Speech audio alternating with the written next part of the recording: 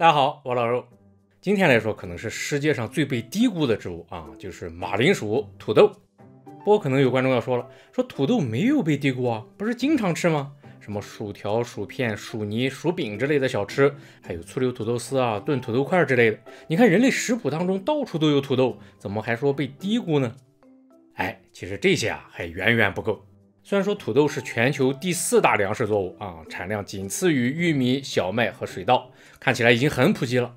但是你要按土豆价值来说的话，还是吃的少了。比如亚当·斯密在《国富论》里面就专门提到了土豆。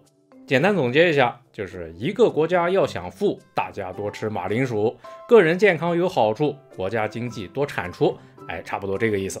也就是说，按他的想法啊，最好所有人天天把土豆当饭吃，这才是对人类最有利的做法，就这么推崇土豆。所以小土豆到底何德何能，竟然有这么高评价呢？这个咱待会儿详细说。这绝对是一种能改变世界的植物。然后说土豆这种作物啊，跟上个月的玉米一样，也是美洲人驯化的，哥伦布之后才传遍了全世界。不过他们的祖先比玉米祖先还离谱，是一些有毒的植物，本来人是不能吃的。而且土豆有个特性啊，导致它不能像其他农作物那样育种，所以它们的驯化过程啊也非常特别，这个一定要说一下。另外，作为常见的一种食材呢，土豆到底算蔬菜还是粮食？然后怎么吃更健康？怎么避开它们的毒素，也都很值得了解一下。所以今天这期啊，咱就来好好认识一下土豆。那么土豆的生物学分类呢，属于茄目茄科茄属。没错啊，它们跟茄子是一家的。然后另外再加上番茄，土豆、茄子、番茄这仨都是茄属的，可以叫它们茄属三剑客。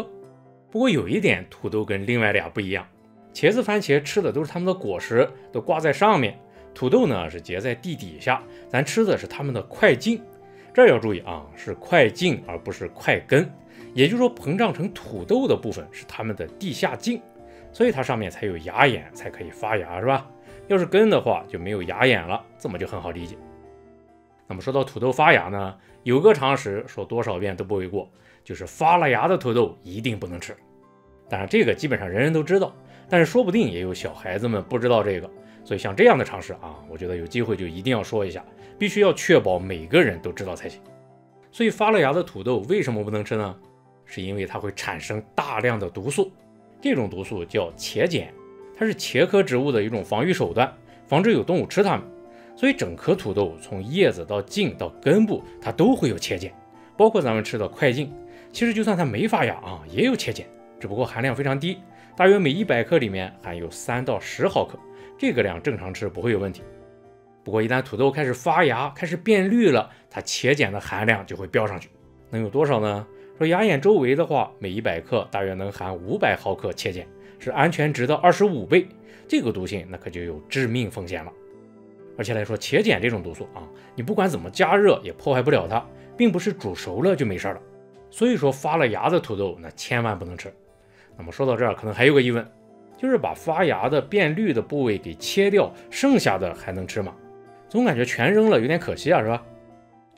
这事儿专家也提醒了，说千万别舍不得，因为它只要发了芽啊，整颗土豆的茄碱含量都会升高，虽然没芽眼周围那么高，但也可能会超过安全值，所以稳妥一点，还是不要吃比较好。当然说到底呢，还是大家买土豆啊得做好计划，别一下买太多吃不了，不要放很长时间，它就不会有发芽的机会了，这才是最好的办法。可能有朋友好奇啊，说土豆驯化之前的野生祖先现在地球上还有吗？还有，分布在秘鲁和阿根廷之间，学名叫 Solanum brevico， 可以翻译成短颈茄。不过这个学名呢，一般指的是一系列野生土豆，大约20来个物种，形态非常相近。那么这些野土豆的块茎啊，长得很小，大的也就是冬枣那么大，小的跟酸枣差不多，跟咱常见的土豆不是一个级别的。然后它们的茄碱含量呢，最高每100克能有220毫克，已经超过安全值10倍了，肯定是不能吃的。不过科学家们搞研究啊，倒是也吃过，说首先它们的皮非常厚，再加上没什么水分，里面很干，所以吃起来感觉更有嚼劲。然后烤了之后呢，确实也有烤土豆那样的香气，但是吃到嘴里有点发苦，甚至会有一种灼烧感。总之绝对不会有好吃的感觉，这就是土豆的野生祖先们。那么虽然短颈茄资质很差啊，但是跟墨西哥高原驯化玉米一样，安第斯山脉的原住民也需要一种粮食作物，所以他们就盯上短颈茄了。不过培育短颈茄呢，跟培育玉米它完全不一样。玉米的话，你种一批玉米，让它们自花授粉，然后从里面挑长得最好的玉米棒子当种子，这样每次都选出最好的种子，就可以一代一代改良它。简单来说就是这个过程。其实大多数农作物也都是这么选育的。不过培育土豆呢，就没这么简单了。可能有朋友知道啊，种土豆用的并不是种子，而是种薯。把土豆切成块，让每块上面都带着芽眼，然后种到土里去。从这些种薯上生根发芽，就能长出下一代土豆了，是这么种的，属于是无性繁殖。也就是说，每一代土豆实际上都是上一代的克隆体，基因完全一样。不过这么一来呢，也就不存在改良的可能性了。那么说土豆就没有种子吗？当然也有，它们其实也可以开花结果，留下种子。虽然土豆结的果子啊，好多人应该没见过，不过你可能会觉得眼熟，它们是绿色的，跟没熟的小番茄特别像。这一看就是亲戚啊，是吧？毕竟是同一属的。然后它们熟透之后会变成棕褐色，里面藏着几百粒非常小的种子。把这些种子种下去，也可以长出下一代土豆。这是土豆另外一种繁殖方式，也就是有性繁殖。那么用种子种土豆看起来不错啊，但是有个大问题，叫自交不亲和性。自交不亲和什么意思呢？它是开花植物常见的一种特性，意思就是不能自花授粉，其实是开花植物避免近亲繁殖的一种机制。也就是说，土豆想要结果的话，只能是其他品种给它授粉才行，全都是杂交的。然后再加上传统土豆呢，好多还是四倍体，这么杂交出来的种子，你种出来都不一定什么样的。它连亲本的优良特性都不一定能遗传下来，就不用说改良了。这是培育土豆最大的麻烦。所以从7000到1万年前，美洲原住民开始驯化土豆，一直到现在啊，想要获得优良土豆品种，一直是件可遇而不可求的事儿。比如现在安第斯山脉周边就大约有3000多个土豆品种，这些很有可能就是古人各种杂交实验遗留下来的一些不太成功的品种。他们也是经历了无数次失败之后，好不容易才培育出了咱们现在的土豆品种，有点撞大运的意思。然后一旦出现了不错的品种啊，接下来就是用种属无性繁殖了。这么干可以确保遗传稳定，但缺点是不能改良出新品种。所以土豆跟其他作物相比，好品种就出现得很慢。比如现在种的土豆啊，好多都是几十年前甚至上百年前的老品种，一直用种属克隆下来的，也只能就这么凑合着。所以未来的话，土豆也只能这么凑合着种吗？哎，倒也未必。现在科学家们已经在想各种各样的办法了，主要研究方向就是利用杂交或者转基因技术，开发出自交亲和的2倍体土豆。这个要能实现啊，土豆就可以像其他作物一样正常育种了，也更容易培育出新的优良品种。而且用种子种土豆也比用种属方便多了，成本也低很多，优势可以说非常明显。至于什么时候能实现，咱们就拭目以待吧。那么说土豆和玉米一样啊，都是美洲原住民非常重要的食物来源。玉米起源于中美，土豆起源于南美。尤其土豆来说的话，对印加文明有很特殊的意义。直到现在，安第斯山脉秘鲁那边的原住民还有祭拜土豆神的习俗，会搞一些类似土豆祭的活动。那么从哥伦布发现新大陆之后呢，土豆就不是美洲的土豆了，它逐渐变成了世界的土豆。不过当年土豆刚传到欧洲的时候，并不是很受待见。为什么呢？因为它跟欧洲一种叫颠茄的茄科植物很像。这颠茄不但有毒，而且还被认为是女巫酿药的材料，不是很正经。所以欧洲人就觉得土豆也正经不到哪儿去，一开始都不愿意吃它，说它是魔鬼植物。不过后来呢，你饿极了还管什么正经不正经是吧？到了17世纪的时候，有些闹饥荒的地方就开始种土豆吃了，因为土豆更适应贫瘠的土地，产量也高，靠土豆填饱了很多肚子，所以种土豆的人也就越来越多了。当时尤其爱尔兰种的最多，号称是土豆在欧洲的故乡。爱尔兰人的主要食物就是土豆，非常依赖土豆。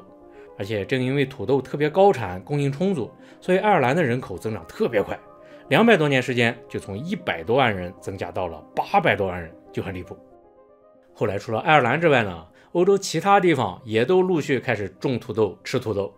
很快就把土豆变成了主要的粮食作物。然后就是人口增长，城市化加快，甚至可以说欧洲的工业革命可能就是因为土豆才有了这么多劳动力，不然也很难搞起来。所以欧洲之所以变强大，那绝对也有土豆的功劳。说土豆改变了世界，这一点都不夸张。而且亚当·斯密之所以推崇土豆就是看中了它能用更少的土地养活更多的人口，所以才在国富论里号召大家多吃土豆，增加国力，就是这么个原因。不过后来就在土豆风靡欧洲的时候出大事了。当时是1845年，爱尔兰土豆最先爆发了一种疾病，叫晚疫病，是一种类似霉菌的微生物导致的枯萎症。而且因为当初从美洲引进土豆的时候他们弄来的品种非常的单一，然后用种属的种植方式呢，相当于所有土豆都是克隆体，基因都一样。所以这晚疫病一爆发爱尔兰几乎所有土豆全都中招了。这可是爱尔兰人最重要的食物是吧？所以紧接着就是断粮闹饥荒，据说当时爱尔兰饿死了100多万人，真的是非常悲惨。然后没吃的怎么办呢？好多爱尔兰人没办法，只能是背井离乡逃荒去了。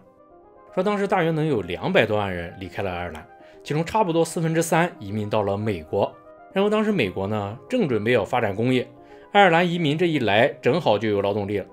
所以这波土豆瘟疫相当于阴差阳错的还帮美国崛起了，就这么有戏剧性。而且来说这场瘟疫对美国的影响还远不止这个。你看爱尔兰后裔都有谁就知道了。美国前总统肯尼迪、里根、克林顿、奥巴马、拜登这几位都是爱尔兰裔。另外像迪士尼创始人华特迪士尼、福特创始人亨利福特这2位也是。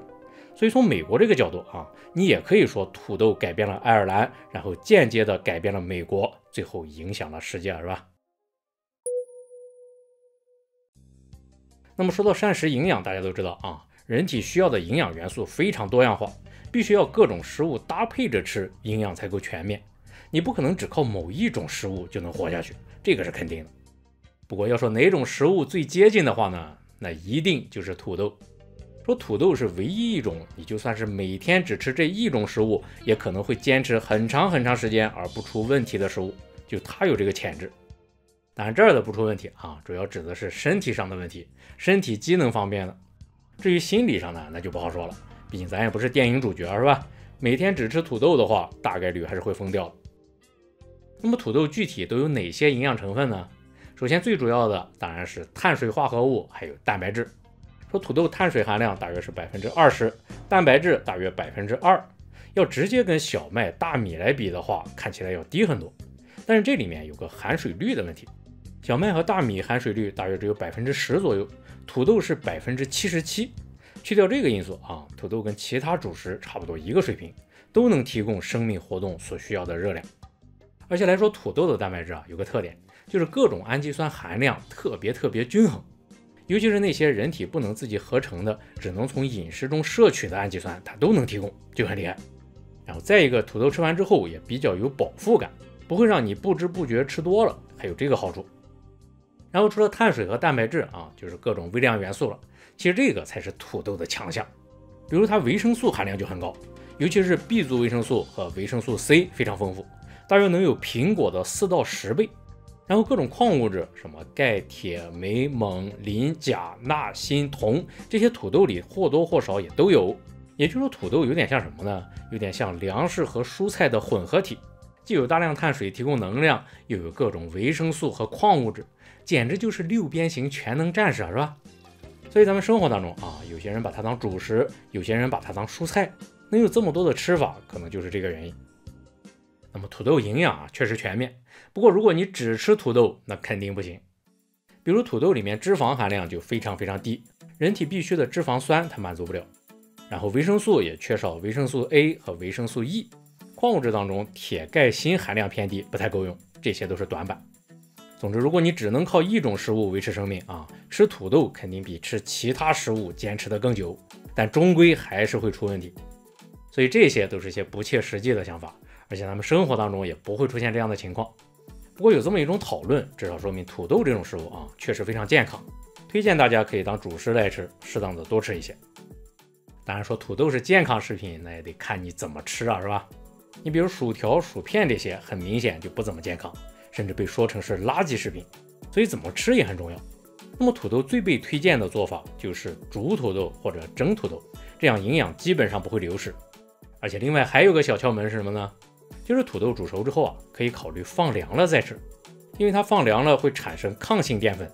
什么是抗性淀粉呢？简单理解就是不好消化的淀粉，你吃下去吸收的热量更少，更有饱腹感，对肠道益生菌也有好处，差不多跟膳食纤维是一个作用，就很适合想要减肥的朋友。那么说到淀粉呢，有个事儿大家都知道，就是有些土豆它煮完比较软比较面，有一些就偏硬偏脆一些，这怎么回事呢？这是因为淀粉它分两种，分别是直链淀粉和支链淀粉。通常来说土豆里面直链淀粉占20%到25%左右，支链占75%到80%。然后有些品种直链淀粉偏高一些，土豆就会绵软；有些支链淀粉偏高，它就会脆硬，是这么回事。而且咱们生活当中呢，这两种土豆倒也都用得上。比如你要是牛肉炖土豆土豆泥的话，那当然是绵软的更合适是吧？但要是醋溜土豆丝儿的话，那就得偏脆一点的口感更好。总之各有各的好处。不过有一点是什么呢？就是如果你把土豆当蔬菜吃，它加在菜里了，那你主食最好就少吃一点，不然碳水吃太多容易变胖，有这个问题。所以相比之下，把土豆当主食来吃还是更推荐一些。好了，那么最后还是宣传一下会员频道咱会员频道成立已经满1年了，我看了一下，至少有800多位会员是从开始一直加入的，现在是独角鲸会长，真的是非常感谢各位，同时也感谢所有会员一如既往的支持。那么其实咱会员频道价格在 YouTube 上呢绝对是很低的，所以想增长更多见识，开阔自己视野的朋友希望大家多多支持一下吧。